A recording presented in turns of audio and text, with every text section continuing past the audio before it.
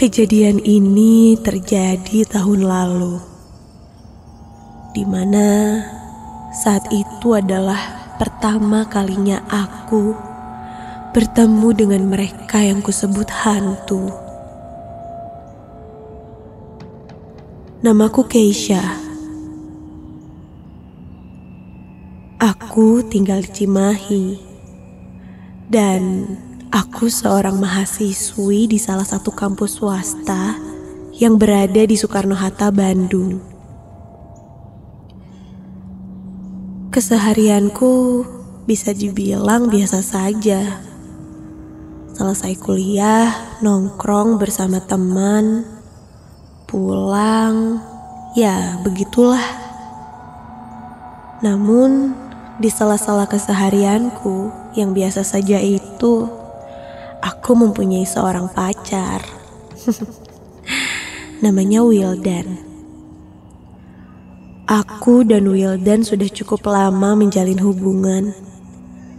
Dan memang kami berdua berniat untuk menjalin hubungan yang serius. Komunikasi adalah satu hal yang selalu menjadi komitmen. Untungnya komunikasi kami berjalan cukup lancar. Namun, memang karena kesibukan juga, kami jadi jarang bertemu. Sampai akhirnya kami pun merencanakan untuk liburan kecil, melepas rindu berjalan-jalan ke Bogor, menuju ke sebuah tempat rekreasi di sana. Ide ini muncul dari Wildan. Ya, hitung-hitung melepas penat sebelum UAS minggu depan. Kami berangkat cukup pagi, sekitar jam 4. Karena agar perjalanan tidak terlalu macet dan bisa menghabiskan waktu lebih lama bermainnya.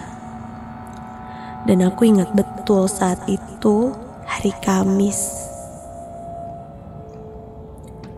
Aku duduk di samping Wildan yang mulai menyetir mobilnya dan berangkat menuju Bogor.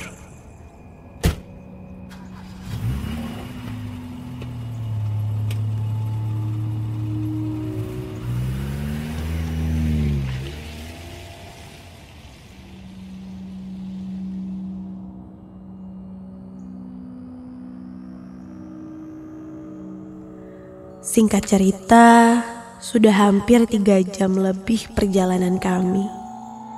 Dan akhirnya kami sampai di tempat tujuan itu. Sebuah tempat rekreasi wisata yang bertema alam. Yang jelas, kami langsung menikmati semua kunjungan wisata yang ada di sana. Kami pun terpuaskan dengan melihat binatang-binatang di sana. Sampai tak terasa, hari pun sudah sore. Sebelum pulang, aku lihat ada sebuah pertunjukan sirkus yang baru saja mulai. Yang, lihat sirkus dulu yuk. Abis ini pulang deh. Aku raih tangan Wildan dan memaksanya. Dan kami menuju tempat sirkus tersebut. Aku dan Wildan duduk di kiri tengah sirkus tersebut. Kulihat juga hanya sedikit orang-orang yang menyaksikan sirkus itu, karena mungkin sudah sore juga. Hingga tiba-tiba mataku tertuju pada seseorang yang duduk di depan kanan tempat sirkus itu. Ada seorang perempuan nampak seumuran denganku. Dia duduk terdiam melihat pertunjukan sirkus itu. Tapi ada yang aneh dari gelagat wanita itu. Dia menonton dengan tatapan kosong. Rambutnya hitam lurus dan dia duduk kaku. Wajahnya juga pucat Ih, aku pun membuang mukaku. Wildan langsung menepuk pundakku dan menatapku heran dan bertanya kenapa. Aku langsung menunjuk diam-diam ke arah perempuan itu duduk. Dan... bentar. Kok nggak ada? Yang tadi aku lihat ada cewek duduk di sana. Dan serem banget.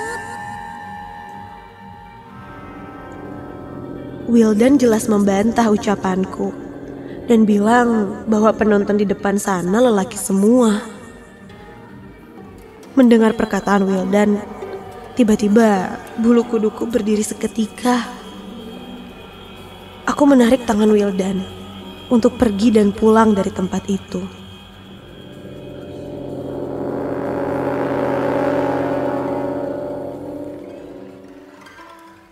Sampai di parkiran, kami pun menyalakan mobil dan langsung bertolak ke Bandung.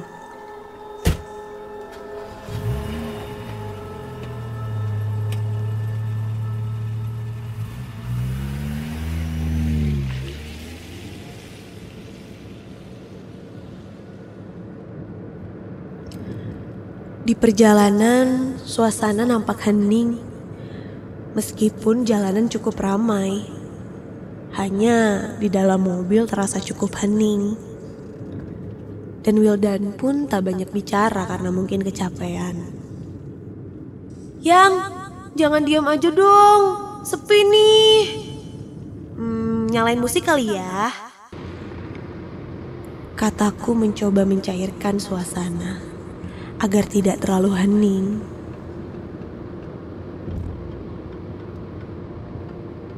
Aku pun ikut bernyanyi mengikuti irama musik.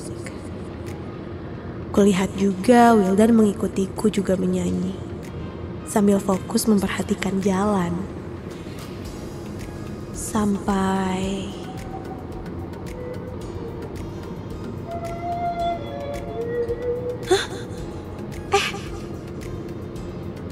tiba-tiba aku mendengar ada seseorang ikut bersenandung juga. Namun suaranya lain. Aku langsung mengecilkan volume lagu. Tadi lo denger gak? Wildan menatapku heran. Tadi aku dengar ada yang ikut nyanyi. Kayak suara cewek gitu. Wildan pun menggelengkan kepalanya dan berkata, dari tadi dia gak dengar suara cewek selain aku. Suasana hening pun di dalam mobil itu terpecah ketika samar ku dengar lagi suara itu.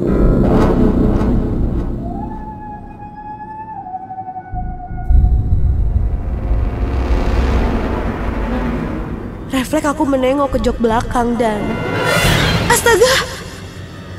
Ketika aku melihat ke arah jok belakang, aku melihat ada sosok perempuan berwajah pucat, kurus dengan rambut panjang persis seperti yang kulihat sore tadi di tempat sirkus. Sosok itu duduk di jok belakang mobil melihat ke arah depan. Wildan mulai mencoba menenangkanku yang terlihat panik. Badanku mulai tak nyaman. Ku coba cek lagi ke belakang. Sosok itu sudah tidak ada. Jantungku berdegup kencang. Sampai... ada yang mengetuk jendela mobil yang sedang melaju ini. Dan ketika kulihat ke kaca jendela sampingku... menempel di jendela mobil yang melaju ini sebuah wajah perempuan yang hancur dan bola matanya hitam semua. Dia melihat ke arahku sambil kepalanya dilenggak-lenggokkan.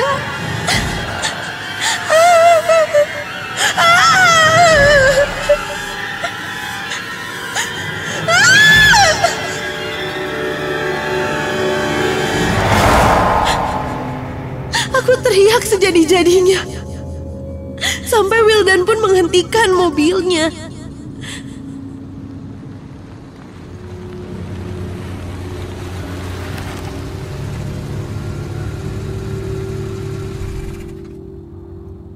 Dan ketika aku lihat lagi, sudah tidak ada apa-apa. Aku pun meminta Wildan cepat-cepat menyetir sampai ke Bandung. Karena syok, aku tidak bercerita apapun ke Wildan, karena takut mengganggu konsentrasi Wildan saat menyetir. Sepanjang perjalanan, aku hanya terdiam membayangkan sosok tadi dan tidak berucap sepatah kata pun.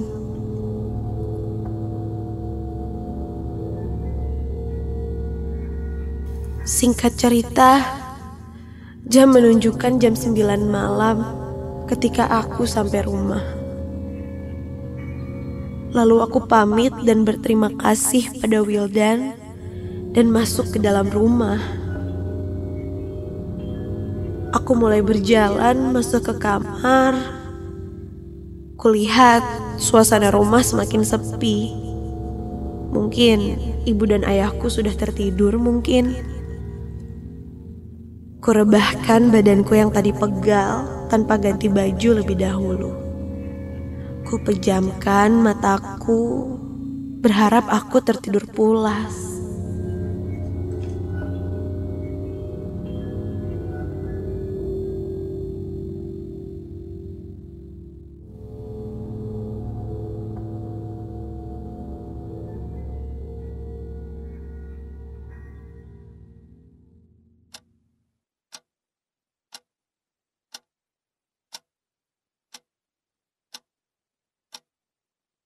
Keisha. Mataku langsung terbuka dan langsung sadar seketika itu juga ketika aku mendengar ada suara perempuan yang memanggil-manggil namaku. Dan kini terasa ada yang duduk di samping tempat tidurku. Dari ujung mataku, aku bisa melihat itu sosok perempuan. Jelas itu perempuan yang sama. Aku ingin berteriak, tapi mulut ini seakan-akan dipaksa untuk tertutup. Aku hanya bisa memandang sosok itu di sampingku yang diam dan tertawa sambil memanggil-manggil namaku dengan kepalanya yang melenggak-lenggok.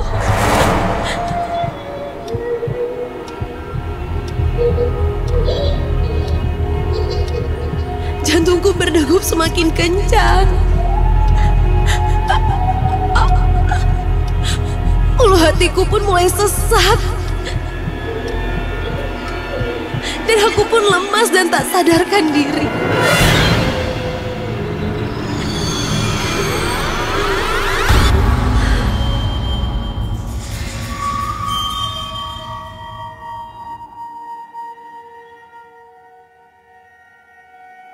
Keesokan harinya, aku terbangun dengan badanku yang terasa sangat pegal. Pagi itu, aku pun menceritakan apa yang aku alami pada ibuku. Kata ibu, memang dari kecil aku ini sangat sensitif dengan hal-hal seperti itu. Kalau ibuku bilang, aku memang ada keturunan bisa melihat hal-hal seperti itu. Atau orang zaman sekarang bilangnya indigo. Kadang aku melihat mereka sama seperti orang-orang lainnya karena mereka berbaur dengan kita. Dan mungkin karena kita bisa melihat mereka merasa tertarik untuk mendekatiku. Awalnya, pertama aku melihat sosok mereka, aku ketakutan setengah mati. Dan kini, lama-lama kebiasaan ini mulai kuadaptasikan dengan mereka.